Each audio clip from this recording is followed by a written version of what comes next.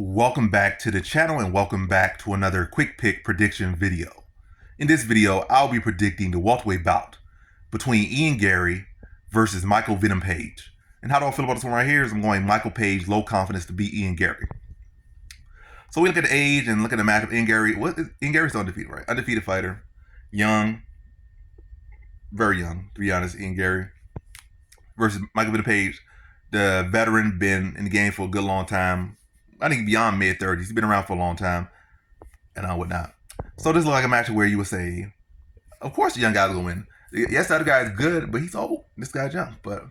And I would typically probably be that guy leaning that way. But I'm going Michael Venom Page here. And I would go this way even before his fight against Holland. I picked him to be Holland. I picked him to be Holland that exact way. So it's not like I was like, oh, because of Holland. I've been watching Michael Venom Page since he started MMA. So, as a matter of fact, I didn't even not before. It's MMA. I wasn't like locked in when he was kickboxing. I didn't know he wasn't kickboxing. I knew he was from his highlights before he got to Bellator. Then followed his Bellator career all the way up. So I seen his highlights before Bellator. Then started watching him. Matter of fact, I think I saw him fight some Indian League before. Did some random fight. Then he joined Bellator, or was it in between? I don't know. But either way, I watched him fight for a good long time. His whole Bellator career. And that Indian fight, I don't know, was in between his Bellator career or like right before he joined Bellator. But anyway, I've been watching him a good long time. But yeah, I'm going Michael Venom Page here to beat Ian Garry. I think with Ian Garry, I've never really seen him do the best at completely managing distance. Even look at the last fight against Jeff Neal. Jeff Neal was able to crowd the space, catch him a couple times. That I think his debut was getting tagged up by that wrestler who just his name not Jordan Jones, that's another guy, but he's getting tagged up by him. And I feel like Ian Garry is very hittable. He might think he's long and is able to control well, but I feel like when people do want to take his space, they are able to take his space. And I feel like Michael Venom Page is much better at control. Matter of fact, he's like him, Wonderboy Thompson, and those guys that have competed at point fighting, karate, or whatever you want to call it, at the highest level. They are very, very good at maintaining that range. There are definitely styles that like do well to beat them, like those high guard Muay Thai fighters who are able to stalk them and then able to like attack with heavy low kicks. That's a good style. But Garry kind of have like more like a low arm stance. He's not really a high guard. Not really known for low calf kicks. Not really known for that more square stance that those guys have. Not really known for great Muay Thai. You know, he's training. He trained in Thailand, trained there. But I'm not gonna expect him to change anything. I bet he's gonna go out there try to be long like he typically is, and end up playing Michael Venom Page's game.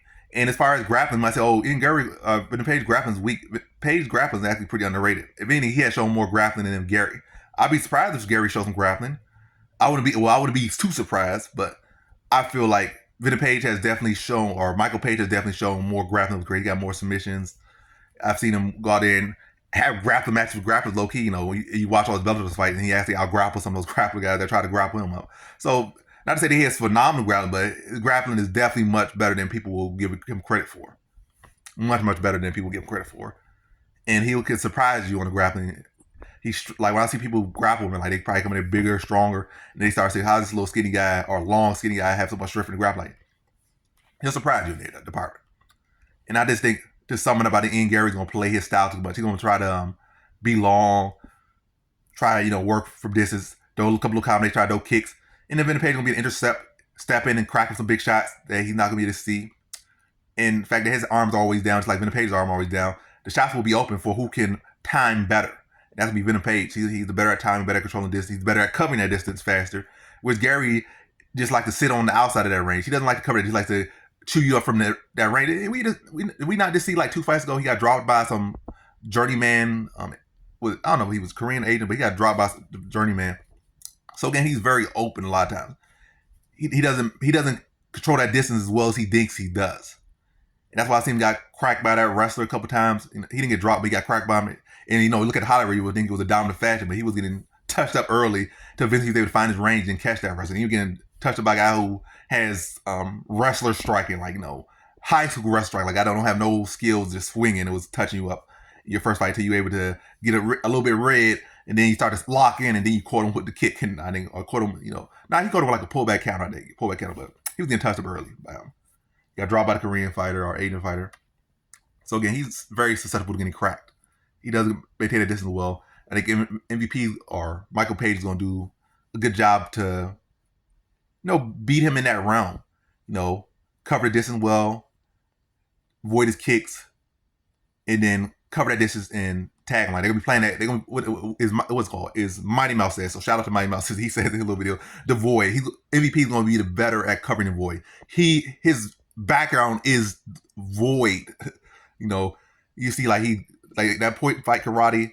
It's all about distance movement and knowing when to explode, knowing when to get out the way and find that one shot.